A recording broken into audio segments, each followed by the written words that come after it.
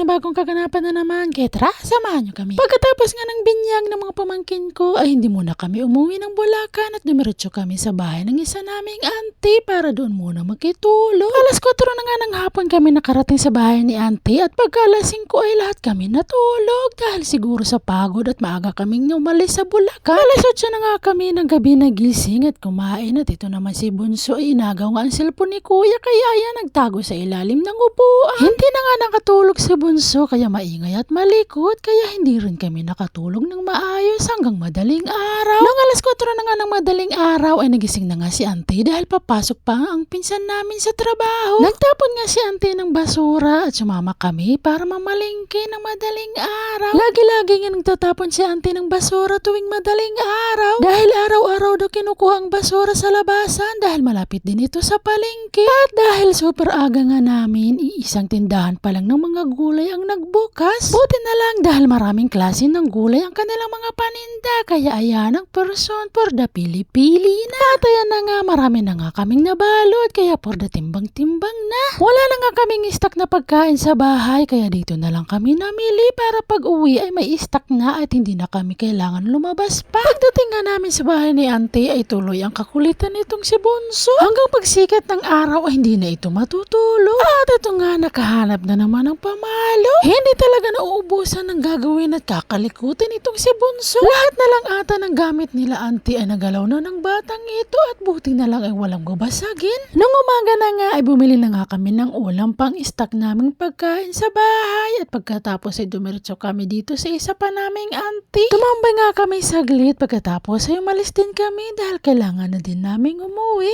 At ito nga si Bunso ay kinuha nga yung mga kape at kopi mi. Tamang-tama dahil wala na din kaming stock sa bahay at sa susunod na araw pa kami mag-grocery kaya binili na lang namin yung pinagkukuha ni Bunso. Nung nakauwi na nga kami ay nagpahinga lang kami saglit tapos natulog ulit kami. Ito naman nung kinabukasan na nga ay maulan yung panahon.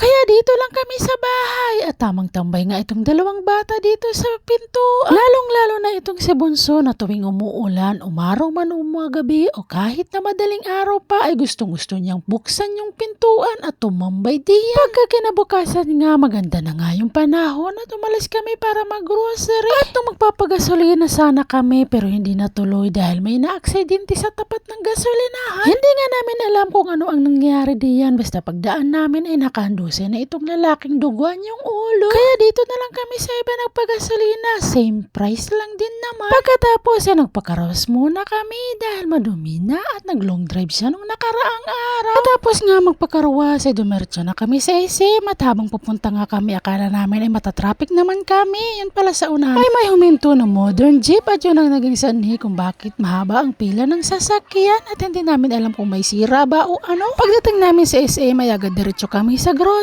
At dahil nasa kanila si Bunso, ako naman ay kumuha ng tingin kung wala sa bahay at kung sakaling magdobli ay iiwan na lang sa counter. Katapos naman mag-grocery ay inuna na nga dalhin sa sasakyan yung aming pinamili. Kami naman ay pumunta ng Coco para umorder. At ito ang dalawa habang nakapila ay nagkukulit naman sa kanilang nanay. Kaya naman naisipan kong dalhin si Bunso sa may beauty para doon ay magtakbo-takbo. Mukhang natuwa naman si Bunso. Ito nga ang view pag andito ka sa taas. Ang ganda niyang pagmasdan. At para ma-enjoy naman ni Bunso ay dinala ko siya dito sa baba at ito nga tingin-tingin siya dyan sa palaruan. At pagkatapos ito na nga umpisa na nga siya takbo-takbo. Hinayaan ko na nga siya at babalik din naman yan pag hindi ako sumunod. Pag sinundan ko kasi ay lalayo at lalayo pa.